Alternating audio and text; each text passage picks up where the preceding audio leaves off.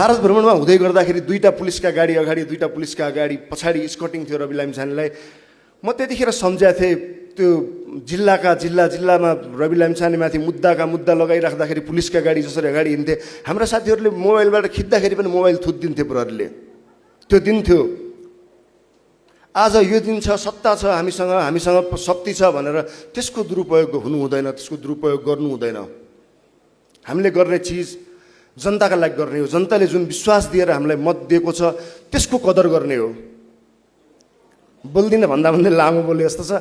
मैले एउटा कार्यक्रममा जानुपर्ने हुन्छ, मलाई अन्तिम समयमा आएर साथीहरूले आइदिनुहोस् भन्नुभएको थियो। मेरो अरू कार्यक्रमहरू तय भएका छन्। आज धेरै जिल्लाहरूमा अधिवेशन छ, तपाईँहरूलाई थाहा छ। अर्को महिना अबको 2 हप्तामै केन्द्रीय महाधिवेशन छ, त्यसको तयारी छ।